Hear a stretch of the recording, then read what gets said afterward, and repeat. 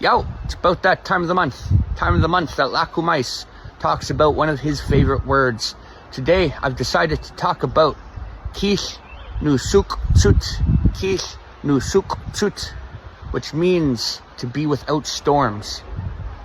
And I just thought it was really fitting for me personally today. It reminded me of a piece of advice I got. And that is, when there is a storm, when you are traveling in a boat and there is a storm going on outside and you are in front of the wheel, the rain doesn't touch you.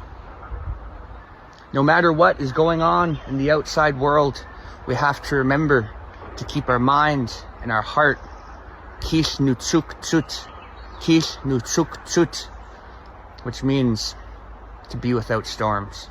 So have a clear, calm, and sunny day today. Bye.